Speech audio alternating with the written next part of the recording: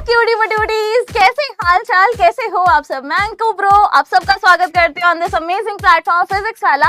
And हमारे आज के वन शॉट में जहां हम कंप्लीट करने वाले हैं ये chapter the invisible living world beyond our naked eyes. तो बेसिकली यहाँ पे बात हो रही है कि हमारी जो नेकेड आईज हैं उससे हमें छोटे छोटे लिविंग बींग्स जो हैं वो दिखते नहीं है। अब इंसान है, लिविंग बींग है, दिख रहा है।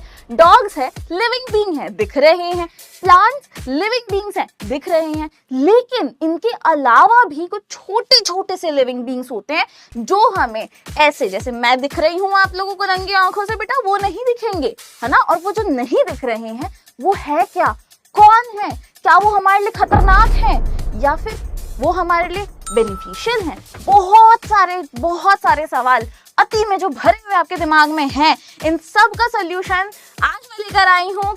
करते हैं शुरू अपनी इस क्लास को, देखते हैं क्या क्या हम चीजें कवर करने वाले हैं। आइए सबसे पहले बात कर लेते हैं कि टॉपिक्स क्या क्या कवर होने वाले हैं। बेटा सेल क्या होता है, माइक्रो ऑर्गेनिजम्स क्या होते हैं, माइक्रोब्स जो होते हैं फूड इंडस्ट्री में कैसे हेल्प करते हैं, एंड माइक्रोब्स का एनवायरनमेंट में क्या रोल होता है। अब आपको इतनी सारी चीजें दिख रही हैं कि भैया अच्छा ये सब पढ़ लेंगे हम लोग। हाँ भाई, बहुत अच्छे से, बहुत सलीके से, फटाफट से पूरा कंप्लीट कर लेंगे। आइए पहले समझते हैं कि हम इसमें पढ़ने क्या क्या वाले हैं। अगर मैं सेल की बात करूं कि सेल के बारे में पढ़ेंगे तो सेल होता क्या है, ठीक है, क्या होता है सेल, सेल से क्या चीजें बनती हैं, लिविंग ऑर्गेनिज्म बनते हैं, नॉन लिविंग ऑर्गेनिज्म बनते हैं, ये भी पढ़ लेंगे। अब सेल को बेसिक यूनिट ऑफ लाइफ कहा जाता है। अब ये बेसिक यूनिट ऑफ लाइफ क्यों कहा जाता है इसके बारे में भी पढ़ेंगे, ठीक है।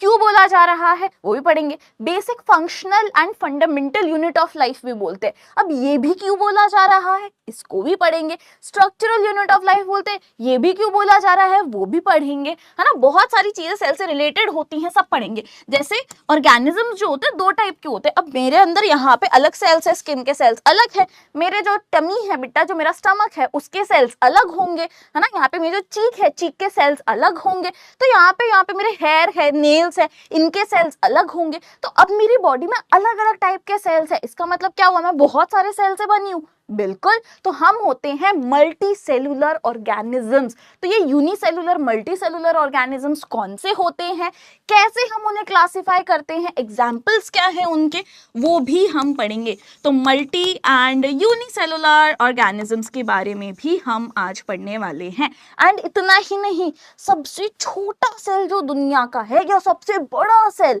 सिंगल सेल जो दुनिया का है, इसके बारे में भी पढ़ेंगे। तो सेल आपको जो लग रहा है ना कि ओ सेल के बारे में पढ़ेंगे, नहीं भैया, सेल के बारे में तो पढ़ेंगे। आप इतनी सारी चीजें सेल के बारे में पढ़ेंगे, बहुत सारी चीजें आज यहाँ पे कवर होंगी। बहुत सारे जो आपके डाउट्स है सेल को लेके वो क्लियर हो जाएंगे आज, ठीक है।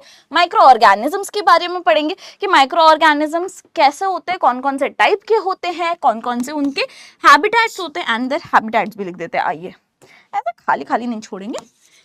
माइक्रो ऑर्गेनिजम्स और उनके हैबिटेट्स की, वो कहाँ रहते हैं, कहाँ पाए जाते हैं, इनके एग्जाम्पल्स क्या हैं, कैसे इनका क्लासिफिकेशन होता है, ये सारी चीजें पढ़ लेंगे, ठीक है। माइक्रोब्स फूड इंडस्ट्री में कैसे हेल्पफुल होते हैं, किस काम आते हैं फूड इंडस्ट्री में, क्या ये अगर फूड इंडस्ट्री में काम आ रहा है तो क्या ये हमारे लिए हार्मफुल है या हमारे लिए बेनिफिशियल है। भाई दोनों है, हार्मफुल भी है क्योंकि यहाँ पे ये फूड में बेटा जब माइक्रो ऑर्गेनिजम्स लग जाते हैं और वो उसको अटैक कर रहे होते हैं, ठीक है, जब वो फूड पे अटैक करते हैं, फूड पॉइजनिंग हो सकती है ऐसे फूड को कंज्यूम करके, है ना। तो फूड को हम कैसे इनसे प्रिजर्व करें, तो यहाँ पे तो ये हार्मफुल हो गए। लेकिन यहाँ पे भैया हमारे जो माइक्रो ऑर्गेनिजम्स होते हैं वो यूजफुल भी होते हैं, बेनिफिशियल भी होते हैं। अब वो बेनिफिशियल कैसे होते हैं उसको भी हम समझेंगे, कैसे वो हमारे डे टू डे लाइफ में काम आ रहे हैं, कर्ड फॉर्मेशन में काम आते हैं, फर्मेंटेशन में काम आते हैं, बहुत सारी चीज़ों में, है ना। वाइन, बियर, ये वाली जो इंडस्ट्री होती है ना, अल्कोहल इंडस्ट्री होती है, बेवरेजेस वाली इंडस्ट्री होती है, वहाँ पे भी काम आ रहे हैं, वहाँ पे कैसे काम आ रहे हैं, बेकरी में कैसे काम आ रहे हैं, सब फूड इंडस्ट्री से रिलेटेड है, ये भी हम पढ़ेंगे। एंड अब ये एनवायरमेंट में हमारे क्या रोल प्ले कर रहे हैं उसके बारे में भी हम पढ़ेंगे। तो होप आपको ये पूरा चैप्टर जो है अच्छे समझ में आ जाएगा। स्टार्ट करते हैं, आइए। तो सबसे पहली चीज इंट्रोड्यूस करवा देते हैं बेटा कि हमारे जो छोटे छोटे नन्हे मुन्ने माइक्रो ऑर्गेनिजम्स है कि जो हम बोल रहे हैं नेकेड आई से नहीं दिखेंगे, तो फिर कैसे दिखेंगे? अब आप बोलोगे कि अच्छा आपको कैसे पता चला कि ये एग्जिस्ट करते हैं? आप तो बोल रहे हो इंसान दिखता है, यहाँ पे प्लांट दिखते हैं, यहाँ पे भैया एनिमल दिख रहा है, लेकिन माइक्रो ऑर्गेनिज्म भी दिख रहा है, ये आप बोल रहे हो कि माइक्रो ऑर्गेनिज्म होते हैं, पर कैसे दिखेंगे? तो इसको देखने के लिए एक अलग से यहाँ पे चीज है जिसका नाम है, नहीं ये नहीं है, ये है बेटा, इसका नाम है माइक्रोस्कोप। माइक्रो जो वर्ड है बच्चे, जो वर्ड है माइक्रो, इसका मतलब होता है स्मॉल, ठीक है, या वेरी स्मॉल समझ लो। माइक्रो का मतलब है वेरी स्मॉल। अब ये जो वेरी स्मॉल जो चीजें होती हैं, लिविंग बीइंग्स होते हैं, उनको हम यहाँ पे देख रहे हैं किसके हेल्प से? माइक्रोस्कोप के हेल्प से दिख रहे हैं, ठीक है। चलो अब यहाँ पे तो आपको समझ में आ गया माइक्रोस्कोप क्या होता है। यहाँ पे अगर आपको पूछा जा सकता है बेटा, हर जगह पे, हर स्लाइड पे आपके लिए मैंने कुछ ना कुछ एक चीज जो है ऐड की है यहाँ पे, और वो है कि कितने मार्क का और किस टाइप का क्वेश्चन पूछा जाएगा आपको, ये मैंने पूरे इस पीपीटी में बताया है, ठीक है। एंड तक आपको किस टाइप के क्वेश्चंस एग्जाम में पूछे जाते हैं, है ना, कॉन्सेप्ट्स क्लियर हो जाएंगे, डायग्राम्स कौन कौन से एग्जाम्स में आते हैं, किस तरीके से पूछे जाते हैं ना, टाइप ऑफ क्वेश्चन, मार्क्स कितने हैं, ये सारी चीजें मैं आपको बता दूंगी। By the end of this class आपको सारी चीजें काफी क्लियर हो जाएंगी। तो ये बेटा आपके 1 मार्क का क्वेश्चन आ सकता है कि माइक्रोस्कोप क्या होता है। ये यहाँ पे मैंने हैशटैग लगा दिया है, अगर आपको चाहिए तो लो तारे भी बना देती हूँ मैं, ठीक है। ये वाला क्वेश्चन आपका आ सकता है। अब इसमें पूछा क्या जा रहा है बेटा, जो माइक्रोस्कोप है वो क्या करता है, माइक्रोस्कोप का डेफिनेशन पूछा जा सकता है, या फिर फिलअप्स में पूछा जा सकता है कि एक चीज होती है वो हेल्प करती है, ये सारी चीजें यहाँ पे लिखी होंगी। टाइनी थिंग्स जो होती है वो उसमें बहुत बड़ी दिखती है और वो डिटेल्स रिवील करती है जो हम नेकेड आई से नहीं देख सकते, ऐसी कौन सी चीज है? फिलअप्स में आपको पूछा जाएगा, ब्लैंक्स दे दिया जाएगा, या फिर आपको 4 ऑप्शन दिए जाएंगे, एमसीक्यू में पूछा जा सकता है, 1 मार्क का क्वेश्चन बन सकता है बेटा। Answer is microscope. यहाँ पे मैंने इसको मार्क कर दिया है कि इंपॉर्टेंट है। आगे बढ़ते हैं। ये हमारा टेंगू है, आपको थोड़ी बहुत नॉलेज बता देते हैं भैया। ये टेंगू है, पूरे टाइम ये क्लास में बैठा रहेगा, आपको पढ़ने में हेल्प करेगा, जो सवाल आपके दिमाग में होते हैं ये पूछेगा, ठीक है। आइए आगे बढ़ते हैं फटाफट से। दूसरी चीज, रॉबर्ट हुक। रॉबर्ट हुक कौन है? ये जो जनाब आपको दिख रहे हैं सामने, इनका नाम है रॉबर्ट हुक। अब रॉबर्ट हुक जो है, उन्होंने माइक्रोग्राफिया नाम की एक बुक जो है वो पब्लिश की थी। अब ये माइक्रोग्राफिया क्या है? माइक्रो मतलब कि बहुत छोटा सा, स्मॉल, वेरी स्मॉल, ग्राफिया यानी इसमें ड्रॉइंग्स थी। किस चीज की ड्रॉइंग्स थी बेटा?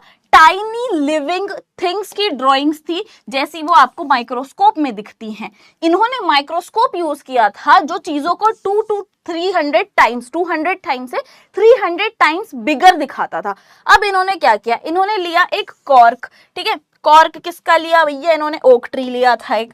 अब देखो, कोई भी ड्राइंग पे नहीं जाएगा, समझे? जो भी मेरी ड्राइंग को जज करेगा उनको पाप पड़ेगा। चलो बोला मैम ये क्या बात हुई, पाप पड़ेगा?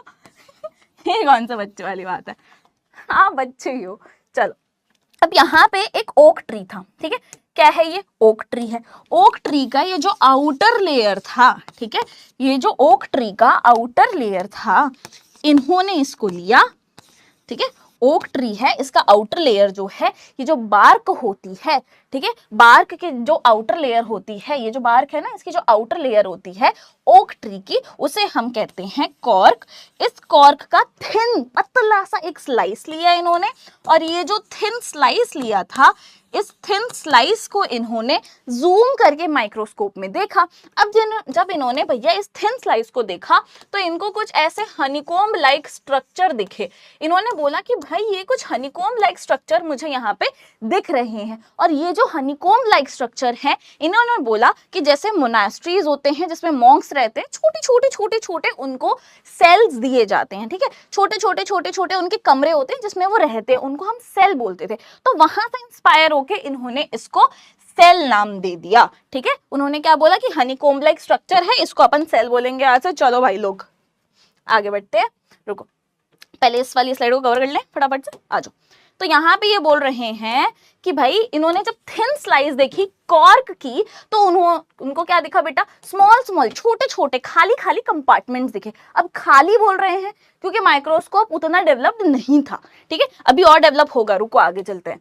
कॉल दीज कंपार्टमेंट्स, इन्होंने पहली बार वर्ल्ड में साइंस में इस वर्ड का यूज किया गया था जो कि है सेल। इन्होंने अब यहाँ पे इसको नाम क्या दिया बेटा, कंपार्टमेंट्स को सेल नाम दिया। और फिर बाद में इन्होंने रियलाइज किया कि जितनी भी लिविंग थिंग्स है, जो भी लिविंग थिंग्स हैं, वो सब इन छोटी छोटी बेसिक यूनिट से बनी है जिन्हें हम कहते हैं सेल। ठीक है, यहाँ तक हो गया है, समझ में आ गया। आगे बढ़ते हैं। एंटनी वैन लीeuwenhoek जो है ये भी बहुत कलाकार आदमी थे भाई। अभी रुको एक मिनट, ये वाला क्वेश्चन आपके रॉबर्ट हुक वाला एमसीक्यू में आ सकता है, ये याद रखिएगा, ठीक है। आ जाओ। अब यहाँ पे ये जो कलाकार आदमी है एंटनी वैन लीeuwenhoek, इनके बारे में हम क्यों पढ़ रहे हैं? इनके बारे में हम इसीलिए पढ़ रहे हैं क्योंकि ये है फादर ऑफ माइक्रोबायोलॉजी। ठीक है, ये वाला क्वेश्चन बहुत बार एग्जाम में पूछा जाता है। ठीक है, बहुत बढ़िया सा क्वेश्चन आपकी टीचर पूछेगी, किसमें, एमसीक्यू में पूछा जाएगा ये। ठीक है, फादर ऑफ माइक्रोबायोलॉजी। अब माइक्रोबायोलॉजी जो टर्म है, अब आप बोलोगे माइक्रोबायोलॉजी ये क्या है? ये है बेसिकली, अब देखो माइक्रो जो वर्ड होता है ना बेटा, माइक्रो जो वर्ड है, अभी इसके बारे में हमने पढ़ा था, इसका मतलब क्या होता है, वेरी स्मॉल, बहुत छोटे छोटे, नन्हे नन्हे, टाइनी टाइनी। बायो का वर्ड होता है, जो बायो वर्ड है इसका मतलब है लिविंग ऑर्गेनिजम्स। ठीक है, इसका मतलब क्या है बेटा, लिविंग ऑर्गेनिजम्स। और जो लॉजी वर्ड है इसका मतलब है स्टडी। इसका मतलब क्या हुआ बेटा कि यहाँ पे जो आपको दिख रहे हैं महाशय एंटनी वैन लीeuwenhoek, ये बेसिकली बहुत छोटे छोटे जो लिविंग ऑर्गेनिजम्स होते हैं उसकी जब हम स्टडी करते हैं तो वो जो फील्ड ऑफ साइंस है जिसमें हम इन सब माइक्रोब्स की स्टडी करते हैं, इसके भी पिताजी हैं ये। तो ये कौन है? ये है फादर ऑफ माइक्रोबायोलॉजी। ठीक है, चलो अब आगे बढ़ते हैं। अब इन्होंने किया क्या है, क्या किया है भाई इन्होंने? ये सब चीजें इतनी एग्जाम में पूछी नहीं जाती हैं, बट हाँ जो एग्जाम में पूछा जाता है मैंने आपको डायरेक्टली बता दिया।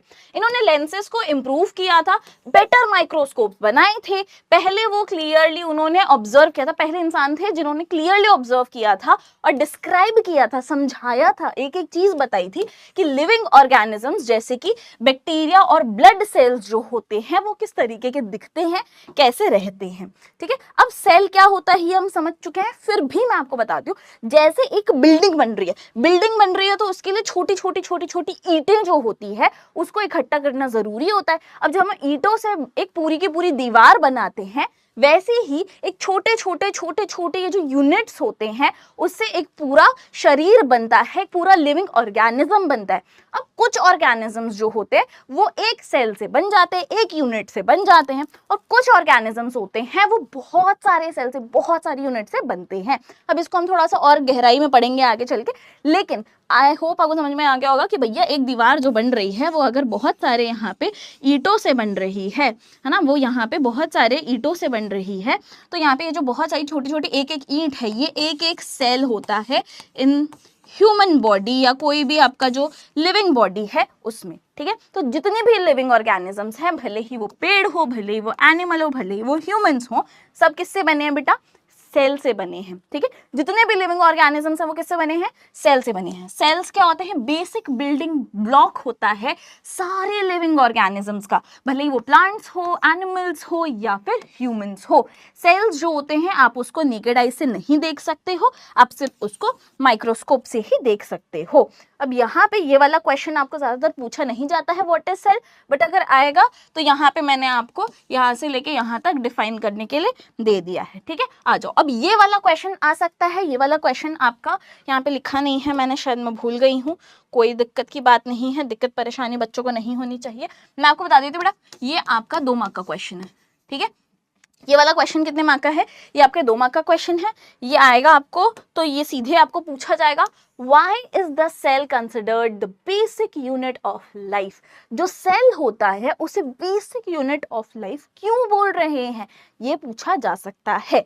ठीक है, जितने भी आपके लाइफ प्रोसेसेस होते हैं, है ना, वो सब आपकी बॉडी के अंदर हो रहे हैं। अभी जो लाइफ प्रोसेस आपकी बॉडी के अंदर उन्होंने परफॉर्म कौन कर रहा है? एक एक सेल मिलके कुछ ना कुछ काम कर रहा है, फंक्शन कर रहा है, और फिर आपकी बॉडी में बहुत सारी चीजें हो रही हैं। तो यहाँ पे आपकी जो पूरी बॉडी बॉडी है, आपका बॉडी का जो पूरा स्ट्रक्चर है वो किससे बना है ना, वो एक छोटे से सेल से बना है। छोटे छोटे सेल्स बहुत सारे एक साथ आते हैं और उसके बाद आपकी बॉडी को बना रहे हैं, तो स्ट्रक्चरल यूनिट ऑफ लाइफ बोलते हैं, क्योंकि आपकी जो पूरे बॉडी का स्ट्रक्चर है या किसी भी लिविंग ऑर्गेनिज्म का जो बॉडी का स्ट्रक्चर है वो किससे बना है बच्चे, वो बना है एक सेल से, इसीलिए स्ट्रक्चरल यूनिट ऑफ लाइफ हो गया। फंक्शनल यूनिट ऑफ लाइफ क्यों बोल रहे हैं, क्योंकि एक इतने से सेल के अंदर, छोटे से सेल के अंदर जो आपको दिखता भी नहीं है, उसमें बहुत ही क्रूशियल, बहुत ही इंपॉर्टेंट लाइफ प्रोसेसेस चल रहे होते हैं। ठीक है, तो यहाँ पे सेल जो है उसको बेसिक यूनिट ऑफ लाइफ बोलते हैं, क्योंकि ये स्मॉलेस्ट स्ट्रक्चर है ना, सबसे छोटा सा स्ट्रक्चर है ये, जो कैरी आउट करता है सारे फंक्शंस जो भी हमारे सर्वाइवल के लिए है ना, हमारे जिंदा रहने के लिए जो भी प्रोसेसेस इंपॉर्टेंट होते हैं उसको कैरी आउट करता है। जितने भी लिविंग ऑर्गेनिजम्स है, भले ही प्लांट हो, एनिमल हो या माइक्रो ऑर्गेनिजम्स हो, सब सेल से बने होते हैं, इसीलिए सेल को बेसिक यूनिट ऑफ लाइफ बोला जाता है। ठीक है, आगे बढ़े, चलो। अब यहाँ पे बोल रहा है कि भाई एक ना हायरार्की रहती है, ठीक है, एक ना हायरार्की है। हायरार्की मतलब कि अब यहाँ पे मान लो आप किसी स्कूल में पढ़ रहे हो, है ना, तो आप कुछ भी कंप्लेन होती है किससे बोलते हो, डायरेक्टली प्रिंसिपल के पास चले जाते हो, नहीं ना, या डायरेक्टर के पास जाते हो, नहीं ना, आप जाते हो अपने टीचर्स के पास। टीचर्स जाते हैं अपने जो डिपार्टमेंट के हेडमास्टर होते हैं, है ना, या फिर हेड ऑफ द डिपार्टमेंट होते हैं या हेडमिस्ट्रेस होती है, उनके पास। वो जाते हैं वाइस प्रिंसिपल के पास, वाइस प्रिंसिपल जाते हैं प्रिंसिपल के पास। तो अब यहाँ पे एक हायरार्की फॉलो होती है, अब डायरेक्ट यहीं पे नहीं जा सकते हो। ऐसे ही हमारी बॉडी जो है इसमें ना एक हायरार्कियल ऑर्गेनाइजेशन है, यानी कि हमारी बॉडी छोटी छोटी चीजों से है बनी हुई। अब सबसे छोटी उसमें से जो चीज है वो है सेल। ठीक है, सेल को आप और ब्रेक नहीं कर सकते और आप उसमें से नहीं निकाल सकते कि ये चीज निकल गई तो एक वो पूरा यूनिट रह जाएगा, नहीं रहेगा। सेल एक इकलौता यूनिट है। ठीक है, चलो अब सेल से स्टार्ट करते हैं बच्चे। सेल जो है स्मॉलेस्ट यूनिट है, जो सारे बेसिक जो लाइफ प्रोसेसेस होते हैं वो परफॉर्म कर रहा है। बहुत सारे सेल जो होते हैं उसका एक ग्रुप जब बनता है तो वो बना देता है टिश्यू। सिमिलर सेल्स जब एक ही काम कर रहे होते हैं तो वो क्या बनाते हैं बच्चे, एक स्पेसिफिक फंक्शन कर रहे होते हैं, तो उसको हम बोलते हैं टिश्यू। अब यहाँ पे बता रहे हैं अलग अलग टिश्यूज जो होते हैं, है ना, कोई टिश्यू अलग काम कर रहा है, कोई टिश्यू अलग काम कर रहा है, ये सब अलग अलग टिश्यू जो होते हैं, जो भी काम कर रहे होते हैं वो बनाते हैं एक ऑर्गन। ठीक है, जब ये साथ में काम करते हैं तो ये क्या बनाते हैं बेटा, ऑर्गन। ऑर्गन के एग्जाम्पल क्या है, हार्ट हो गया, लंग्स हो गया, ब्रेन हो गया, किडनी हो गया, ये सब क्या है हमारे, स्टमक हो गया, ऑर्गन्स हैं ये सब। ठीक है, अब जब ये ऑर्गन्स एक साथ आते हैं तो ये बनाते हैं ऑर्गन सिस्टम। ठीक है, ये अलग अलग ऑर्गन साथ में आते हैं एक हमारी बॉडी में, जैसे रेस्पिरेटरी सिस्टम होता है, नर्वस सिस्टम होता है, तो यहाँ पे जो हमारी बॉडी के अलग अलग सिस्टम्स होते हैं ना, वहाँ पे पता है बहुत सारे जो ऑर्गन्स होते हैं वो साथ में मिलके काम कर रहे होते हैं एक स्पेसिफिक चीज को कैरी आउट करने के लिए। मान लो एक्सक्रीटरी सिस्टम है, वहां पे एक्सक्रीशन हो रहा है ना, सर्कुलेटरी सिस्टम होता है, स्केलेटल सिस्टम होता है, बहुत सारे सिस्टम होते हैं हमारी बॉडी के। तो वैसे ही बता रहा है कि जैसा डाइजेस्टिव सिस्टम होता है, इसमें एक ग्रुप ऑफ ऑर्गन्स जो होता है वो साथ में काम कर रहा होता है एक मेजर बॉडी फंक्शन को परफॉर्म करने के लिए। ठीक है, अब ये सारे ऑर्गन सिस्टम्स जो होते हैं ये सब मिलके एक बॉडी बनाते हैं, एक ऑर्गेनिज्म को फॉर्म करते हैं, एक कंप्लीट लिविंग बीइंग बनाते हैं। ठीक है, अब ये चाहती तो मैं सिर्फ और सिर्फ यहाँ पे जो आपको इमेजेस दिख रही हैं ये लेके आ जाती, लेकिन नहीं, मैं यहाँ पे लिखित भी लेके आई हूँ चीज, क्योंकि in case very less chance है कि भैया ये एग्जाम में आएगा, बट इन केस आएगा तो ये 2 मार्क का आ सकता है। अगर 2 मार्क का आया तो क्या लिखोगे बच्चे आप, तो उसके लिए ये चीज है आपके लिए। ठीक है, आगे बढ़ते हैं। समरी टेबल है बेसिकली, तो यहाँ पे ये पूरा जो अभी मैंने आपको समझाया ये समराइज कर लेते हैं। आपके जो अलग अलग लेवल होते हैं, सेल, सेल से बनता है टिश्यू, अलग अलग टिश्यूज जो होते हैं, सिमिलर सेल्स मिलके टिश्यू बनाते हैं, लेकिन अलग अलग टिश्यू मिलके ऑर्गन बनाते हैं, अलग अलग ऑर्गन आपके ऑर्गन सिस्टम बनाते हैं, और एक स्पेसिफिक मेजर फंक्शन जो होता है उसको यहाँ पे उसके ऊपर काम करते हैं। एंड देन यहाँ पे ऑर्गन सिस्टम्स बहुत सारे जो होते हैं, अलग अलग ऑर्गन सिस्टम है हमारी बॉडी में, वो सब हमें जिंदा रखने में हेल्प करें, ऑर्गेनिज्म की बॉडी बना रहे हैं। ठीक है, एग्जाम्पल्स हैं यहाँ पे, सेल के एग्जाम्पल्स है, टिश्यू के एग्जाम्पल है, ऑर्गन के एग्जाम्पल है, ऑर्गन सिस्टम के एग्जाम्पल है, एंड ऑर्गेनिज्म, प्लांट हो, ह्यूमन हो, डॉग हो, बर्ड हो, एनिमल हो, इंसेक्ट हो, सारी चीजें। ठीक है, फिश हो, मरीन ऑर्गेनिजम्स हो, कुछ भी हो, माइक्रो ऑर्गेनिज्म हो, सब किससे बने बेटा, सेल से बने हैं। ठीक है, चलो आगे बढ़ते हैं। जो मैंने बोला था कुछ ऑर्गेनिजम्स होते हैं वो आपके एक सेल से बने होते हैं, कुछ ऑर्गेनिज्म होते हैं बहुत सारे सेल से बने होते हैं। तो यहाँ पे जो भी सिंगल सेल से बना होता है ना, जो ऑर्गेनिज्म बच्चे आपके सिंगल सेल से बना है, यूनिसेलुलर बोलते हैं। यूनि का मतलब क्या होता है? यूनि का मतलब होता है सिंगल सेल्ड, ठीक है? क्या होता है? Single celled organism. यूनिसेलुलर कौन से होते हैं? जो सिंगल सेल वाले ऑर्गेनिजम्स होते हैं। जैसे कि यहाँ पे आपको अमीबा दिख रहा है ना, यहाँ पे आपको अमीबा दिख रहा है, पैरामीशियम है यहाँ पे। तो यहाँ पे ये सब क्या है बच्चे? ये सब आपके सिंगल सेल वाले, एक ही सेल से ये पूरा बन गया, एक ही सेल से ये पूरा बन गया, तो ये यूनिसेलुलर ऑर्गेनिजम्स होते हैं। और मल्टी सेलुलर ऑर्गेनिजम्स क्या होते हैं? मल्टी सेलुलर ऑर्गेनिजम्स का मतलब है मल्टी, यानी कि मल्टीपल सेल्स होते हैं। इसका मतलब कि मोर देन टू और मोर देन टू सेल्स, ठीक है? टू और मोर देन टू सेल्स जब होते हैं तो वो आपका बना देते हैं मल्टी सेलुलर ऑर्गेनिज्म। अब इसका भी एग्जाम्पल देख लेते हैं। प्लांट है, टिंगू है ना। अब आप बोलोगे टिंगू ये तो एआई है, नहीं, मतलब एनिमल ले लो आप, ठीक है? ह्यूमंस हैं, एनिमल्स हैं, प्लांट्स हैं, ये सब किससे बने हैं बेटा? ये सब बहुत सारे सेल से बने मल्टी सेलुलर ऑर्गेनिजम्स होते हैं, ठीक है? इतना क्लियर है अभी तक मल्टी सेलुलर यूनिसेलुलर क्या होता है? आइए अब और चीजें समझते हैं। अब आपकी बॉडी में ना बहुत सारे सेल है, मेरी बॉडी में भी बहुत सारे सेल है। मैंने आपको बताया था मेरी स्किन पे कुछ सेल्स हैं, है ना, मेरे चीक पे सेल्स हैं, और मेरे हेयर के सेल्स है ना, नेल्स हैं, बहुत सारी चीजें हमारी बॉडी में, बहुत सारे सेल्स है। पेट के सेल्स अलग है, हार्ट के सेल्स अलग है ना, यहाँ पे बहुत सारे अलग अलग सेल्स है। लेकिन क्या ये अलग अलग सेल जो होते हैं इनका अलग अलग शेप होता है या एक ही शेप होता है? नहीं भाई, इनका अलग अलग शेप होता है।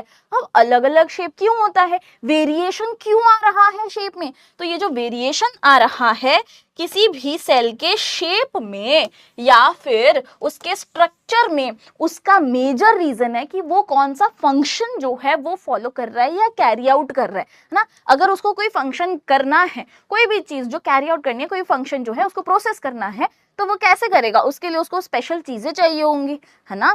तो अब यहाँ पे हर जो सेल है अलग अलग परफॉर्म कर रहा है फंक्शन, तो अलग अलग उसका शेप है। तो आइए समझते हैं। ह्यूमन में जो मसल सेल्स होती हैं, जो डाइजेस्टिव यहाँ पे ट्रैक्ट जो है उसमें है, ठीक है? तो वो क्या करती है? डाइजेस्टिव ट्रैक्ट में है तो उसका काम क्या है? फूड को आगे पहुंचाना। तो वो कॉन्ट्रैक्ट करती है, रिलैक्स करती है, फिर कॉन्ट्रैक्ट करती है, रिलैक्स करती है। स्टमक जो है उसमें मसल सेल्स होती है ताकि फूड को चर्न कर सके, अच्छे से फूड को डाइजेस्ट कर सके। और जो स्पेशलाइज्ड सेल होते हैं, डाइजेस्टिव जूसेस और एसिड्स जो हैं इसको प्रोड्यूस करने के लिए, इसको रिलीज करने के लिए, ताकि अच्छे से जो फूड है उसमें से हम जितना भी न्यूट्रिशन है, जितने भी उसमें अच्छे अच्छे न्यूट्रिएंट्स है उसको अब्सॉर्ब कर सके बॉडी, उसके लिए पहले उसका ब्रेक डाउन करना पड़ता है। ये सब कौन करेगा भाई? डाइजेस्टिव जूसेस एंड एसिड्स जो होते हैं ये रिलीज होने चाहिए उसके लिए। तो इनका भैया ये अलग लोग कर रहे हैं, अलग लोग मतलब कि अलग स्पेशलाइज्ड सेल्स है वो कर रहे हैं, ऐसे कोई इंसान आके नहीं कर रहा है वहां पे, ठीक है? चलो, अब ये जो यूनिक शेप है या यूनिक साइज है वो हेल्प करता है इनको हर एक स्पेसिफिक फंक्शन को परफॉर्म करने के लिए, ठीक है? आ जाओ। अब जैसे कि मसल सेल है, मसल सेल जो है इसका काम क्या है? कॉन्ट्रैक्ट और रिलैक्स करना, है ना। कॉन्ट्रैक्ट करना है, फिर रिलैक्स करना है, फिर कॉन्ट्रैक्ट करना है, फिर रिलैक्स करना है, फिर कॉन्ट्रैक्ट करना है, फिर रिलैक्स करना है। इसीलिए क्या होते हैं? स्पिंडल शेप के होते हैं। नर्व सेल या न्यूरॉन जो होते हैं इसको क्या करना होता है? इसको मैसेज जो है जल्दी से पहुंचाना होता है। अब सोचो कि मुझे यहाँ से वहां तक मैसेज पहुंचाना है, ठीक है? मैं यहाँ हूँ, मुझे यहाँ तक मैसेज पहुंचाना है। तो अगर मेरे पास एक लॉन्ग ब्रांच्ड सेल हुई तो मैं फटाफट से बोलूंगी अरे सुन सुन सुन सुन सुन, है ना। लेकिन अगर मेरे पास ये हाथ होता ही नहीं मान लो, तो अब मुझे क्या करना पड़ता? मेरे को टाइम लगता, मैं यहाँ तक पहुंचती, फिर मैं उसको मैसेज देती, सुन भाई वो काम था थोड़ा, है ना। तो अब मेरे को क्या हो रहा है भैया? अब यहाँ पे अगर मेरे को कोई भी मैसेज पास करना है तो जितना लॉन्ग या जितना ब्रांच यहाँ पे आपका सेल होगा, है ना, लॉन्ग सेल बहुत सारे ब्रांचेस के साथ होता है ताकि फटाक से आपका मैसेज जो है वो कैरी कर सके, ठीक है? तो ये नर्व सेल होता है। अब अपने काम के हिसाब से उसका स्ट्रक्चर है, समझ रहे हो आप, ठीक है, फंक्शन के हिसाब से उसका स्ट्रक्चर है। ये है आपके चीक के सेल्स, ये जो चीक है ना, ऐसा नहीं कि यहाँ से काट लिया किसी को, ये जो अंदर वाला साइड है ना, मैं उंगली डालते हुए अच्छी नहीं लगूंगी, बट हाँ यहाँ पे जो अंदर वाला साइड होता है ना, यहाँ पे हल्का सा स्क्रैप करके और फिर आप इसको देखोगे अच्छे से स्टेन वगैरह करके, जब आप इसको माइक्रोस्कोप में देखोगे तो ये आपको इस तरीके से आपके चीक के जो सेल्स है वो दिखेंगे, ठीक है। इसका शेप क्या होता है, थिन होते हैं, चपटे होते हैं, फ्लैट पॉलीगन शेप के होते हैं, ठीक है, ऐसे पॉलीगन शेप के, ऐसे करके, ठीक है। ऐसे कोई ऐसे स्क्वायर या फिर ऐसे कैसे भी हो सकते हैं, पता है, कोई भी शेप हो सकता है सेल्स का। चलो, ऐसा नहीं है कि मैडम ने बोला है गोल होता है तो गोल ही होता है, ऐसा नहीं होता, ठीक है। चलो, फंक्शन क्या है, फॉर्म करता है protective lining inside the mouth, ठीक है। क्या कर रहा है, ये प्रोटेक्टिव लाइनिंग यहाँ पे माउथ के अंदर जो है वो प्रोवाइड कर रहा है ना। प्लांट सेल का काम क्या है बेटा, प्लांट में जो सेल्स होते हैं वो ऐसे रेक्टेंगुलर और इलोंगेटेड लंबे होते हैं। ऐसा क्यों होता है, ये ओवल भी हो सकते हैं, ट्यूब लाइक भी होते हैं, क्यों होते हैं ऐसे, ट्यूब वाला जो स्ट्रक्चर है वो उसको हेल्प करता है ट्रांसपोर्टेशन के लिए। क्या ट्रांसपोर्ट कर रहे हैं, वाटर, मिनरल, फूड्स, इन सबको ये क्या कर रहे हैं बेटा, ट्रांसपोर्ट कर रहे हैं, ठीक है। आ जाओ, अब इवन प्लांट जो है उसके भी हम अनियन सेल्स अगर देखेंगे बेटा, तो ये रेक्टेंगुलर होते हैं, एलोंगेटेड होते हैं, ओवल भी होते हैं और ट्यूब शेप में भी होते हैं, ठीक है। तो अब यहाँ पे अलग अलग इस टाइप के आपको सेल्स दिखेंगे, जो जब आप ऐसे अनियन का पील निकाल के और उसको स्टेन करके अच्छे से माइक्रोस्कोप में देखोगे तो, ठीक है। इसने भी देख लिया और ये हमारा टिंगू खुश हो चुका है। आगे बढ़ते हैं, smallest and largest living cell की अगर हम बात करें तो दुनिया का सबसे छोटा लिविंग सेल जो है दैट इज माइकोप्लाज्मा, ठीक है। जो माइकोप्लाज्मा है ये आप देख सकते हो 0.1 से 0.3 माइक्रोमीटर्स, इसका इतना छोटा सा साइज है, ठीक है। और लार्जेस्ट लिविंग सेल क्या है, लार्जेस्ट लिविंग सेल ये जो अंडा होता है ऑस्ट्रिच के, जो ऑस्ट्रिच का अंडा होता है उसके अंदर जो एग योक होता है बच्चे, ये जो एग योक है इसका, ये जो योक है ये होता है around 15 to 18 centimetre in diameter, ठीक है, डायमीटर में बता रहा है ये, ठीक है। तो अब ये रेडियस नहीं बता रहा है, डायमीटर बता रहा है। तो अब ये जो योक होता है ना, इस अंडे के अंदर जो योक है वो हमारी पूरी दुनिया का सबसे लार्जेस्ट लिविंग सेल होता है, ठीक है। आई होप, ये देखो ये कैसे खुश हो रहा है, क्या आपको भी ऐसी ही खुशी मिली है जानकारी पाके, तो मुझे कमेंट सेक्शन में बता दीजिएगा। आइए आगे बढ़ते हैं, अब मेन पार्ट्स जो हैं या स्ट्रक्चर जो होते हैं सेल के उसकी बात करते हैं। अब यहाँ पे आपको बहुत सारी चीजें दिख रही होंगी, बट आप सोच रहे हो यार मार्किंग क्या है, इसकी लेबलिंग क्या है, आओ करते हैं इसको लेबल, ठीक है। बहुत सारे पार्ट्स होते हैं सेल के और हर जो पार्ट होता है उसका खुद का एक स्पेशल फंक्शन होता है। जो मेजर पार्ट्स हैं सेल के वो होते हैं cell membrane, cell wall, cytoplasm, nucleus, chloroplast, vacuole and mitochondria. अब ये सब जो होते हैं इनका काम क्या होता है, ये मेन पार्ट्स है, मेजर पार्ट्स है, ठीक है। जो बहुत ज्यादा इंपॉर्टेंट वाले पार्ट्स होते हैं ना वो है ये, ठीक है। अब इसको एक एक करके समझते हैं, आइए। अब ये बोल रहा है cell membrane, cell membrane plant का सेल हो, एनिमल का सेल हो, ह्यूमन का सेल हो, सब में यहाँ पे आपको सेल मेम्ब्रेन देखने के लिए मिलता है, ठीक है। सेल मेम्ब्रेन सब में रहेगा। अब जब सेल मेम्ब्रेन सब में है इसका काम क्या है, ये होता है सेमी परमिएबल इन नेचर, ठीक है।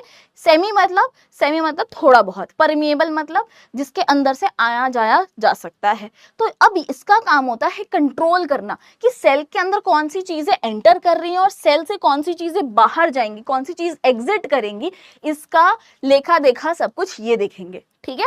कि मतलब कौन आ रहा है कौन जा रहा है इनकी परमिशन के बिना नहीं होगा, समझे। तो यहाँ पे सेल मेम्ब्रेन क्या है, सेल मेम्ब्रेन एक लेयर है जो यहाँ पे डिसाइड कर रही है किसी भी चीज की एंट्री या एग्जिट सेल के अंदर होगा या नहीं होगा, ठीक है। सेल वॉल सिर्फ और सिर्फ प्लांट सेल के अंदर मिलती है, ठीक है। सेल वॉल कहाँ मिलेगी बेटा आपको, सेल वॉल आपको प्लांट सेल के अंदर मिलेगी। ये रिजिडिटी प्रोवाइड कर रही है प्लांट को। अब जब बहुत तेज हवाएं चल रही हैं, तूफान आ रहा है, बारिश आ रही है ना, बहुत एकदम हार्श कंडीशंस है, आप तो भग के यहाँ पे शेल्टर ले लेते हो, है ना, कहीं पे जाके छुप जाओगे। आपके लिए तो सीमेंटेड यहाँ पे चीजें बनी हुई हैं, बिल्डिंग्स बनी हुई हैं, आप वहां पे जाके अपने आप को प्रोटेक्ट कर सकते हो। ये कहाँ भागेंगे भैया, प्लांट्स तो नहीं भाग सकते। इसीलिए नेचर में ही इन्होंने अपने आप को इस तरीके से बना दिया है कि सेल वॉल जो है, ठीक है, ये प्लांट को टर्जिडिटी प्रोवाइड करता है, सपोर्ट प्रोवाइड करता है, रिजिडिटी प्रोवाइड करता है ना, ये सारी चीजें करे। कैसे भाई, यहाँ पे जो प्लांट का सेल है अगर उसमें किसी दिन वाटर ज्यादा हो गया तो उसका जो सेल है वो फटे नहीं, ठीक है। इसकी एक बाहर हार्ड लेयर है जो क्या प्रोवाइड कर रही है बच्चे, ये आपकी जो सेल है उसको प्रोवाइड कर रही है एक रिजिडिटी, ठीक है, ये रिजिडिटी प्रोवाइड कर रही है। तो अब आपका जो सेल है अगर उसमें बहुत ज्यादा पानी भर गया तो सेल फटेगा नहीं, ठीक है, सेल जो है वो फटेगा नहीं। अब यहाँ पे यही चीज जो है ये आपका सेल वॉल क्या कर रहा है, प्रोटेक्शन भी प्रोवाइड कर रहा है प्लांट को। तो ऐसी बहुत सारी चीजें ये सिर्फ प्लांट के अंदर कर रहा है प्रोवाइड, एनिमल सेल में सेल वॉल नहीं होता, दिमाग में रखिएगा ये बात।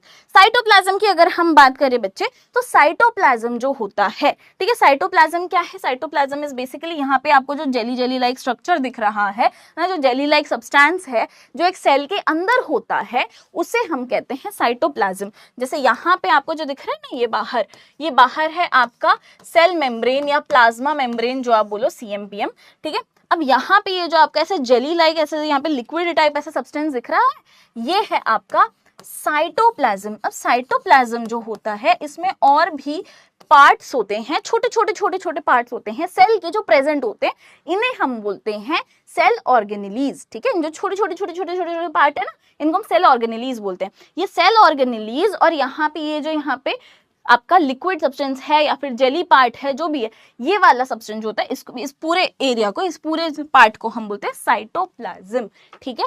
इसमें न्यूक्लियस नहीं आता है, ध्यान रखिएगा, इसमें न्यूक्लियस भी नहीं आता और इसमें सेल या प्लाज्मा मेम्ब्रेन भी नहीं आता है, ठीक है। और ये जो आपको बड़ा सा एकदम ऐसे दिख रहा है ना, एकदम ये जो आपको मेन सा पार्ट दिख रहा है, ये है control centre of the brain, ठीक, sorry, control centre of the cell, ठीक है, यानी ब्रेन ऑफ द सेल है, इसको हम बोलते हैं न्यूक्लियस, ठीक है। इसको हम क्या बोलते हैं बेटा, इसको हम बोलते हैं न्यूक्लियस। अब न्यूक्लियस को कंट्रोल सेंटर क्यों बोला जाता है या इसको बहुत अच्छे से प्रोटेक्ट किया जाता है, आपको पता है, ये जो न्यूक्लियस है ना, इसकी खुद की एक मेम्ब्रेन होती है जिसको ये न्यूक्लियर मेम्ब्रेन बोलता है, ठीक है, इसको न्यूक्लियर मेम्ब्रेन बोलते हैं, इसकी खुद की एक अलग से मेम्ब्रेन है। सेल की मेम्ब्रेन तो है, न्यूक्लियस की भी मेम्ब्रेन है। अब इतनी प्रोटेक्टिव लेयर में इसको क्यों रखा जा रहा है ये भी आपको आगे समझाएंगे, आइए। इसके बाद में बेटा न्यूक्लियस, अब न्यूक्लियस की ही बात कर रहे हैं, ये तीन तो हमने बात कर ली है। न्यूक्लियस जो है, न्यूक्लियस क्या होता है बेटा, ये भी मैंने आपको बता दिया है, इसको बोलते हैं कंट्रोल सेंटर या फिर ब्रेन ऑफ द सेल। ये सारी एक्टिविटीज को कंट्रोल कर रहा है, कौन क्या करेगा ये देखता है, ठीक है। यहाँ पे ये सबको, यहाँ पे एकदम इंफॉर्मेशन जो होती है ना, एकदम क्रूशियल इंफॉर्मेशन जो होती है, यानी कि आपका DNA जो है, ठीक है, कि अब जो बच्चा है या फिर कोई भी ऑर्गेनिज्म है ना, या फिर कोई भी छोटा बेबी जो पैदा हो रहा है, उसके अंदर क्या क्या कैरेक्टरिस्टिक्स रहेंगी ये आपके DNA से पता चलता है। और ये जो DNA होता है इसको स्टोर करता है, ये DNA कहाँ पे रहता है, न्यूक्लियस के अंदर रहता है। कहाँ रहेगा, न्यूक्लियस के अंदर, सेल के अंदर न्यूक्लियस, न्यूक्लियस के अंदर DNA, ठीक है। तो यहाँ पे ये न्यूक्लियस का काम होता है। आगे बढ़ते हैं, क्लोरोप्लास्ट जो होता है, इसी के अंदर क्लोरोफिल प्रेजेंट होता है। क्लोरोफिल जो होता है बेटा ग्रीन पिगमेंट होता है जो फोटोसिंथेसिस में काम करता है। अब फोटोसिंथेसिस कौन करता है, प्लांट करता है। अगेन यहाँ पे क्लोरोप्लास्ट जो होते हैं ये सिर्फ और सिर्फ प्लांट सेल के अंदर आपको मिलेंगे, या आपको एनिमल सेल के अंदर नहीं मिलेंगे। वैक्यूल होता है एंड माइटोकॉन्ड्रिया होता है, ये आपके बुक में अभी उतना अच्छे से दिया नहीं है, ठीक है, 9th क्लास में जाओगे और डिटेल में आप पढ़ लोगे। माइटोकॉन्ड्रिया आप लोग को पता ही है, power house of the cell होता है। वैक्यूल जो होता है यूजुअली एनिमल्स में, एनिमल सेल में या तो होता है तो बहुत छोटा होता है या तो एब्सेंट रहता है। प्लांट सेल में वैक्यूल जो है वो स्टोरेज वगैरह का काम करता है, तो थोड़ा सा बड़ा होता है, ठीक है। वैक्यूल जो होता है ये प्लांट सेल में या तो होता है तो बहुत, मतलब एनिमल सेल में होता है तो छोटा होता है, या तो होता ही नहीं है। प्लांट सेल में वैक्यूल प्रेजेंट होता है। आइए आगे बढ़ते हैं। स्पेशल फीचर्स जो सेल्स में मिलते हैं आपके, ये आप कैसे देखोगे इनको, जो हम ऑर्गेनेलीज बोलते हैं। ऑर्गेनेलीज को आप देखोगे कैसे, इसको देखने के लिए स्ट्रॉन्गर माइक्रोस्कोप चाहिए, जैसे कि इलेक्ट्रॉन माइक्रोस्कोप। ये बहुत ही ज्यादा आपके जो स्ट्रक्चर्स होते हैं उसको रिवील करता है और ऑर्डिनरी माइक्रोस्कोप से नहीं दिखने वाले स्ट्रक्चर को दिखाता है। अब अति में इंपॉर्टेंट टॉपिक बेटा कि प्लांट सेल और एनिमल सेल के बीच का डिफरेंस, ठीक है, प्लांट सेल और एनिमल सेल के बीच का जो डिफरेंस है ये बहुत इंपॉर्टेंट है। आइए इसको देखते हैं। इससे पहले ये आपको बता देती हूँ, 3 मार्क का क्वेश्चन यहाँ से बन सकता है आपका पार्ट्स ऑफ सेल में से, ठीक है, पार्ट्स ऑफ सेल में से 3 मार्क का क्वेश्चन बन सकता है। प्लांट्स और एनिमल सेल यहाँ पे आपको दिख रहा होगा, इसके बाहर की कोई लेयर नहीं है बट इसकी है। इसका मतलब क्या है, इसके पास एक्स्ट्रा प्रोटेक्शन है, यानी कि ये क्या है, ये सेल वॉल। और सेल वॉल किसमें होती है बेटा, प्लांट सेल के अंदर होती है, ठीक है, प्लांट सेल के अंदर होती है। तो ये आपका प्लांट सेल है और यहाँ पे जो आपको दिख रहा है ये आपका एनिमल सेल है। प्लांट सेल में सेल वॉल है, सेल मेम्ब्रेन दोनों में होती है, न्यूक्लियस दोनों में होता है। क्लोरोप्लास्ट जो है जहाँ पे क्लोरोफिल प्रेजेंट है, फोटोसिंथेसिस में हेल्प कर रहा है, प्लांट सेल में होता है, ह्यूमन या फिर एनिमल सेल में नहीं है। साइटोप्लाज्म दोनों में है। वैक्यूल जो है आपको यहाँ पे दिख रहा होगा बहुत बड़ा सा ही, ये प्लांट में होता है। एनिमल में कभी होता है तो बहुत छोटा होता है या तो फिर नहीं होता, ठीक है। Mitochondria power house of the cell, ये भी यहाँ पे दोनों में प्रेजेंट है। आइए ये जो फीचर्स हैं इसको आप कैसे याद करोगे, 3 से 4 मार्क का आपके डिफरेंसेस वाले फॉर्म में पूछा जा सकता है। ये जो एग्जाम में आता है बेटा, डिफरेंसेस बता दो प्लांट एंड एनिमल सेल के बीच में, ये इस टाइप से क्वेश्चन पूछा जाता है। यहाँ पे आपके पॉइंटर्स है जिसके बेसिस पे आप इसको याद करोगे। ये पॉइंटर्स याद कर लिए तो ये आप खुद से लिख सकते हो क्योंकि इसको आप समझ चुके हो, ठीक है। सेल वॉल जो है प्लांट में होता है, एनिमल में नहीं होता है। क्लोरोप्लास्ट प्लांट में होता है, एनिमल में नहीं होता है। वैक्यूल प्लांट में लार्ज रहता है, एनिमल में या तो स्मॉल या तो एब्सेंट होता है। सेल मेम्ब्रेन दोनों में प्रेजेंट होती है। न्यूक्लियस दोनों में प्रेजेंट होता है। माइटोकॉन्ड्रिया दोनों में प्रेजेंट होता है, ठीक है। तो यहाँ पे हमने मोटा मोटी बात कर ली है कि यहाँ पे क्या चीज दोनों में होती है। कंपेयर एंड कॉन्ट्रास्ट ये वाला क्वेश्चन आता है तो आप इसको टेबल को लिख के आ सकते हो। अब बात करते हैं माइक्रो ऑर्गेनिजम्स की। तो माइक्रो ऑर्गेनिजम्स को ना क्लासिफाई किया गया है अलग अलग कैटेगरीज में, जैसे कि BFPAV, इस तरीके से आप इसको याद रख सकते हो। तो ये हमारा टिंगू बोलते हैं माइक्रो ऑर्गेनिज्म के भी टाइप्स होते हैं ये क्या बात कर रहे हो, गजब बात की है आपने। तो हाँ जी, BFPA एंड V। अब V को मैंने अलग से लिखा है क्योंकि ये है वायरस, ठीक है। V से है वायरस, इसको आप इस तरीके से याद कर सकते हो, V से वायरस। अब B से क्या है बेटा, B से है बैक्टीरिया, F से है फंगस, P से है प्रोटोजोआ, A से है एल्गी। अब मोटा मोटी इसको हम पहले डिस्कस कर लेते हैं, ठीक है। ये होता है, ये सब सेलुलर ऑर्गेनिजम्स हैं, इन सबके सेल्स होते हैं। ये जो आपको V से वायरस दिख रहा है ये ए सेलुलर ऑर्गेनिज्म है, ठीक है। ये होस्ट की जो बॉडी होती है उसमें घुस के अटैक करता है, इसके पास खुद का कोई सेल नहीं होता है, ठीक है। आ जाओ, अब हम लोग 3 चीजों के बेसिस पे इसको डिफरेंशिएट करें। बैक्टीरिया जो है वो यूनिसेलुलर होता है, कहाँ मिलता है, वाटर या फिर सॉइल वाली जगह पे, एग्जाम्पल राइजोबियम। फंगस जो होता है मल्टी सेलुलर होता है, प्रोटोजोआ यूनिसेलुलर होता है, एल्गी यूनि भी हो सकता है, मल्टी सेलुलर भी हो सकता है। ये सब कहाँ मिलते हैं, बैक्टीरिया मिलता है वाटर सॉइल के अंदर। फंगस जो होता है वो आपको ह्यूमिड एरियाज में, मॉइस्ट एरियाज में मिलेगा, है ना। प्रोटोजोआ जो है पॉन्ड्स या जो आपके रिवर्स होते हैं वहां मिलेगा। एल्गी जो है ये भी मॉइस्ट एरिया, रिवर्स, पॉन्ड्स, इन सब वाली गिली गिली जगह पे मिलेगा। अब जो यहाँ पे हमारे माइक्रो ऑर्गेनिजम्स होते हैं दुनिया में हर जगह मिलेंगे, हार्श कंडीशन हो, बहुत अच्छी भली भली कंडीशन हो, आपकी ह्यूमन की बॉडी हो, आपके बॉडी के अंदर भी है, हर जगह प्रेजेंट है। बेसिकली अगर बात करूं, ये जो आपके ऑर्गेनिजम्स हैं ये कहाँ कहाँ प्रेजेंट है, फूड पे प्रेजेंट है, एनिमल जो है उनके सरफेसेस पे, प्लांट के सरफेसेस पे भी प्रेजेंट है ना। हमारे जो ह्यूमन बॉडी उसके सरफेस पे भी प्रेजेंट है, वाटर में है, सॉइल में है, एयर में है, ठीक है। लिविंग बींग्स के अंदर भी है, बॉडी के अंदर भी है। एक्सट्रीम एनवायरमेंट्स, अति में आप एकदम हार्श कंडीशन जो होती है, बहुत धूप वाली जगह, बहुत गर्मी वाली जगह, हाई सॉल्ट कॉन्सेंट्रेशन वाली जगह, बहुत ज्यादा सर्दी वाली जगह, एकदम बर्फीली जगह, कहीं पे भी चले जाओ हर जगह आपको मिल जाएंगे, ठीक है। आइए अब इसकी बात करते हैं। फंगल सेल्स और बैक्टीरियल सेल्स जो है इसके बारे में थोड़ा सा अलग चीजें दी हुई हैं एग्जाम में, थोड़ा सा इसको भी कवर कर लेते हैं बेटा। जो फंगल सेल्स होते हैं उसमें भी एक्स्ट्रा सेल वॉल होती है प्रोटेक्शन के लिए, बट वो प्लांट सेल्स की तरह नहीं होती है, उसमें कोई क्लोरोप्लास्ट नहीं होता है और वो अपना खाना खुद नहीं बना सकते हैं फंगस, ठीक है। बैक्टीरियल सेल्स जो होते हैं वो भी डिफरेंट होते हैं, उनके पास वेल डिफाइंड न्यूक्लियस होता ही नहीं है, ठीक है। इनके पास यहाँ पे न्यूक्लियस जो है, आप यहाँ पे देखोगे ये सर्कल में, ये एकदम वेल डिफाइंड न्यूक्लियस है ना। इन सबकी बाउंड्री है, इनके पास अपना अपना एनवेलप है, न्यूक्लियर एनवेलप के अंदर रह रहे हैं। यहाँ पे देखो इसको न्यूक्लियस ऐसे ही पड़ा हुआ है, ठीक है। इस जो रीजन है इसको हम कहते हैं न्यूक्लियोइड, ठीक है। इसके पास न्यूक्लियस भी नहीं है, कोई न्यूक्लियर मेम्ब्रेन नहीं है।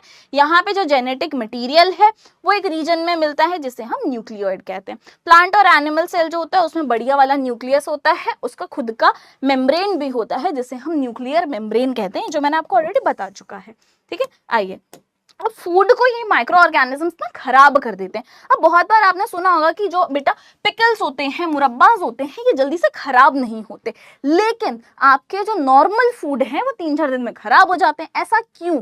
क्योंकि हमारे जो फूड है या जो भी आपका पिकल या मुरब्बा है बेटा, इसमें हाई कॉन्सेंट्रेशन यूज किया जा रहा है ऑफ सॉल्ट एंड शुगर, जो एक्ट करता है प्रिजर्वेटिव की तरह, और ये अब रोक रहा है माइक्रो ऑर्गेनिजम्स की ग्रोथ को। कैसे? माइक्रो ऑर्गेनिजम्स को पानी चाहिए होता है जिंदा रहने के लिए, है ना। जो इसमें हार्म कर रहे हैं ना, जो पिकल्स हैं, मुरब्बाज हैं, इनको जो हार्म कर रहे हैं वो वाले माइक्रो ऑर्गेनिजम्स को वाटर चाहिए, ठीक है। अब हाई शुगर या हाई सॉल्ट कॉन्सेंट्रेशन की वजह से वाटर जो होता है वो निकल जाता है, ज्यादा रहता नहीं है मॉइस्चर, ठीक है। माइक्रोबियल सेल्स जो होते हैं, माइक्रोब जो है, माइक्रो ऑर्गेनिजम्स जो है, उसके जो सेल्स हैं उसके पास में पानी की कमी की वजह से क्या होता है, सूख जाते हैं वो, ठीक है, श्रिंक हो जाते हैं, सूख जाते हैं और फिर वो मर जाते हैं। तो इसकी वजह से फूड जो है वो आपका बचा हुआ रहता है, फूड प्रिजर्व्ड रहता है, ठीक है। चलो अब ये फूड इंडस्ट्री में भी काम आ रहे हैं। अब हमने देख लिया कि वो माइक्रो ऑर्गेनिज्म जो है वो अटैक कर रहे थे, वो तो बुरे थे हमारे लिए, बट अब वो कहीं कहीं अच्छा काम भी करते हैं, कर्ड फॉर्मेशन में काम आ रहे हैं भाई। यहाँ पे जो लैक्टोबैसिलस यहाँ पे दूध के अंदर प्रेजेंट होता है ना, जो दही के अंदर प्रेजेंट होता है, लैक्टोबैसिलस नाम का यहाँ पे जो आपका माइक्रो ऑर्गेनिज्म है वो प्रेजेंट है, ठीक है। लैक्टोबैसिलस का काम क्या होता है, जो लैक्टोज शुगर है ना, जो लैक्टोज शुगर है इसको ब्रेक डाउन करके लैक्टिक एसिड प्रोड्यूस कर रहा है, जिससे मिल्क जो है वो कर्डलिंग हो जाती है उसकी, ठीक है। वो क्या होता है, दूध जो है वो दही बन जाता है, ठीक है। तो लैक्टोज जो है वो लैक्टिक एसिड बना रहा है, ठीक है। लैक्टोज को ब्रेक करके लैक्टिक एसिड बन रहा है। कौन कर रहा है ये काम बेटा, ये लैक्टोबैसिलस नाम का एक बैक्टीरिया है रॉड शेप्ड, वो कर रहा है, ठीक है। चलो तो ये तो हमारा, चलो दूध दही सब खाने पीने की चीजें हैं, काम ही आ रहा है, ठीक है। जेलीज जो होती हैं वो बनाने में काम आता है, वाइन एंड बियर इंडस्ट्री में काम आता है, डो बनाने में काम आता है, बेकरी आइटम्स में काम आ रहा है, चीज बनाने में काम आ रहा है। अब एक और इसका काम होता है बेटा फर्मेंटेशन का, ठीक है। ये क्या करते हैं, शुगर्स का ब्रेक डाउन करते हैं, ठीक है। फर्मेंटेशन में क्या होता है, जो शुगर है उसका क्या हो रहा है बेटा, ब्रेक डाउन हो रहा है। जैसे यहाँ पे लैक्टोज जो थी, यहाँ इसका ब्रेक डाउन हो रहा था, यहाँ पे इसका जो नॉर्मल शुगर्स होती हैं उनका ब्रेक डाउन होता है, और उसके बाद में यहाँ पे फर्मेंटेशन हो रहा है, गैस जो यहाँ पे वो रिलीज होती है, जो है स्पेसिफिकली CO2। इसीलिए आपको चीज में ऐसे छेद दिखते हैं, ठीक है। इसीलिए आपका जो आटा है, डो है बेटा, ये फ्लफी फ्लफी रहता है, ठीक है। यहाँ पे आपके जो बेकरी आइटम्स होते हैं ये फूलते हैं, ये सब किसकी वजह से हो रहा है, फर्मेंटेशन की वजह से हो रहा है, ठीक है। अब यहाँ पे माइक्रो एल्गी की बात कर रहे हैं। माइक्रो मतलब हमने बात कर ही लिए बहुत छोटे छोटे, एल्गी, एल्गी यानी छोटे छोटे ऐसे फोटोसिंथेटिक ऑर्गेनिजम्स जो पानी के अंदर रह रहे हैं, और बाकी जो एक्वेटिक एनिमल्स होते हैं वो इनके ऊपर खाना पीना अपना सब कुछ करते हैं, ठीक है। जो बाकी एक्वेटिक एनिमल्स है ना, वो इनको यूज करते हैं as a source of food अपने लिए। तो ये जो छोटे छोटे माइक्रो एल्गी हैं, these are very beneficial to us. और आपको पता है अर्थ पे जितना ऑक्सीजन है उसका आधे से ज्यादा ऑक्सीजन ये प्रोवाइड कर रहे हैं फोटोसिंथेसिस करके, ठीक है। तो ये बहुत ही एकदम ऐसी बात है कि भैया मजेदार बात लगी मुझे तो मैंने आपको बता दी, ठीक है। कुछ जो होते हैं जैसे स्पाइरुलिना हो गया, क्लोरेला हो गया, डायटम्स हो गया, इनको यूज किया जाता है डाइटरी सप्लीमेंट की तरह एंड मेडिसिन की तरह, ह्यूमंस जो है वो यूज कर रहे हैं। और माइक्रो एल्गी जो है इसको बचाना बहुत इंपॉर्टेंट है, क्योंकि ये हमारी ऑक्सीजन सप्लाई को भी भैया देख रहा है, फूड की सिक्योरिटी भी देख रहा है ना। यहाँ पे हम बोल रहे हैं ना कि बेटा ये सप्लीमेंट्स की तरह यूज हो रहा है, मेडिसिन की तरह यूज हो रहा है, तो भैया ये फूड सिक्योरिटी में आ गया। ऑक्सीजन भी सप्लाई करता है ये अर्थ का आधे से ज्यादा, तो भैया ये तो ऑक्सीजन सप्लायर भी हो गया हमारा। और जो एक्वेटिक इकोसिस्टम है उसकी हेल्थ भी बना के रखता है, क्योंकि दीज आर यूज एज, या फिर जो बाकी माइक्रो ऑर्गेनिजम्स होते हैं ना, ये सब जो छोटी छोटी माइक्रो एल्गी है, छोटी छोटी माइक्रो एल्गी है, इन सबको खाया जा रहा है बाय अदर मरीन ऑर्गेनिजम्स, ठीक है। जो बाकी मरीन ऑर्गेनिजम्स है, जो एक्वेटिक इकोसिस्टम है, वो इन पर डिपेंडेंट है, as a source of food इसको लिया जा रहा है। अब यहाँ पे बात करें स्पेसिफिकली स्पाइरुलिना की, बेटा अब ये वाला जो टॉपिक है ना, ये आपका 1 मार्क का पूछा जा सकता है आपको एग्जाम में, ठीक है। थोड़ा सा इंपॉर्टेंट टॉपिक है, यहाँ पे मैंने आपको बता दिया है, 2 मार्क का भी आ सकता है। स्पाइरुलिना अलग से आएगा तो 1 मार्क का आएगा, है ना, और ये आपको 2 मार्क का भी पूछा जा सकता है। अब यहाँ पे स्पाइरुलिना जो है उसे सुपर फूड बोलते हैं। सुपर फूड क्यों बोलते हैं, ये because this is rich in protein, over 60% उसमें प्रोटीन मिलता है, एंड विटामिन B12 भी मिलता है, एंड ये फैट भी इसमें कम रहता है, शुगर भी इसमें कम रहती है।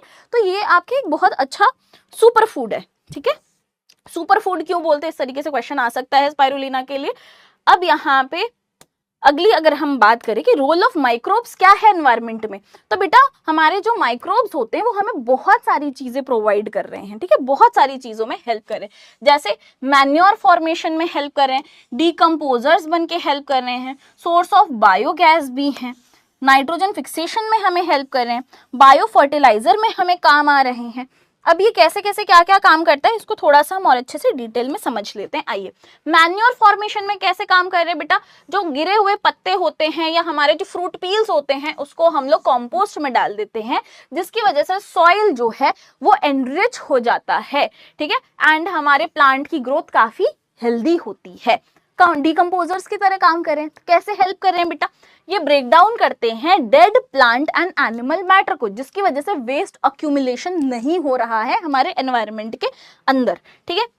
बायोगैस में सोर्स की तरह काम कर रहे हैं। क्या करते हैं बेटा, प्लांट और एनिमल वेस्ट जो है उसको ब्रेक डाउन करते हैं, उसका डिकम्पोज करके कुछ गैसेस रिलीज करते हैं। मेनली जो ये गैस रिलीज कर रहे हैं वो है मीथेन एंड कार्बन डाइऑक्साइड। अब ये जो मीथेन है ये एक रिन्यूएबल फ्यूल है, इसको कुकिंग के लिए व्हीकल्स में अलग अलग जगह पे यूज किया जाता है मीथेन को, ठीक है, ये एक फ्यूल की तरह यूज किया जाता है। नाइट्रोजन फिक्सेशन में हेल्प करते हैं। प्लांट्स के रूट के नोड्यूल्स जो होते हैं, यूजुअली जो लेग्यूमिनस प्लांट्स होते हैं, ठीक है, जो लेग्यूमिनस प्लांट्स हैं जैसे कि पीज हो गए, बीन्स हो गया, है ना, जो पॉड वाले आपके जो भी पौधे होते हैं उनका हम लेग्यूमिनस प्लांट बोलते हैं। इसके जो रूट नोड्यूल्स होते हैं वहां पे ये प्रेजेंट होते हैं, इसका नाम है राइजोबियम, ठीक है। जो राइजोबियम बैक्टीरिया है वो रहता है, और ये जो राइजोबियम बैक्टीरिया है बहुत बढ़िया काम कर रहा है बेटा, नाइट्रोजन ले रहा है, प्लांट को फिक्स करके दे रहा है कि ले भाई, इसके बदले यहाँ पे आपका जो प्लांट है वो एहसान फरामोश नहीं है भैया,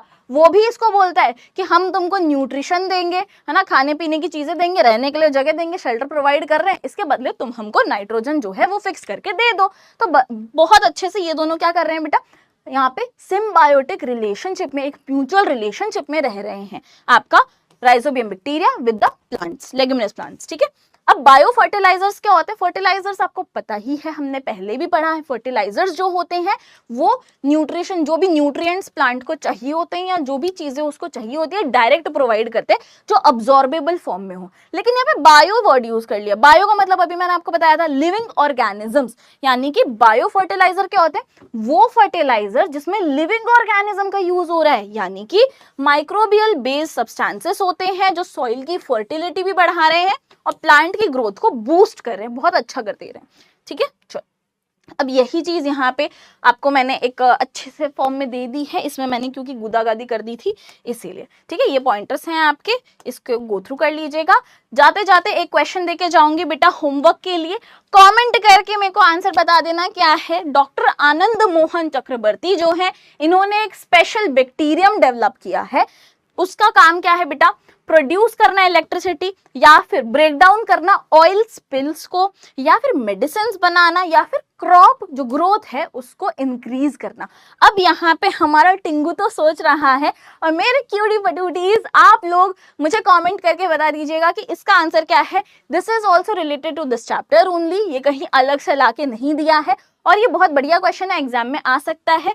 अब बाकी यहाँ पे भी हमने बात की थी जिस चीज की, ये बेटा आपका 3 से 4 मार्क का क्वेश्चन है, ये भी एग्जाम में आ सकता है, ठीक है। 3 से 4 मार्क का क्वेश्चन है, क्या काम होता है यहाँ पे भी मैंने आपको बताना नहीं था। 2 से 3 मार्क का क्वेश्चन है, ये भी आ सकता है। सारे क्वेश्चन कितने मार्क्स के आ सकते हैं हर स्लाइड पे आपको दिया गया है। अब आपको लगेगा खत्म क्लास, नहीं रुको, एक चीज और है आपके लिए, ये है आपके लिए बेटा 1 पेजर, जिसमें आपको पूरे जो कॉन्सेप्ट्स हैं आप एक बार गो थ्रू कर सकते हो क्लास के। मैं साइड हट जाती हूँ, आपको चाहिए तो आप इसका स्क्रीनशॉट भी ले सकते हो। सेल क्या होता है, बेसिक यूनिट ऑफ लाइफ है, उसके क्या क्या पॉइंटर्स हमने पढ़े हैं।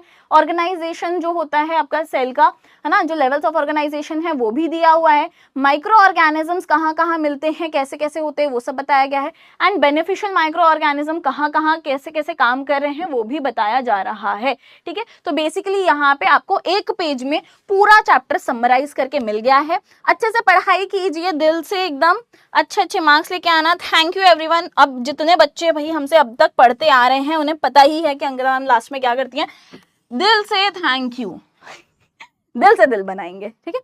अपना ख्याल रखो, स्टे ब्लेस्ड, स्टे क्यूरियस, अच्छे से पढ़ाई करो, be kind to everyone, stay happy. मिलते हैं अपनी अगली क्लास में। Till then take care of yourself. I love you all, bye bye.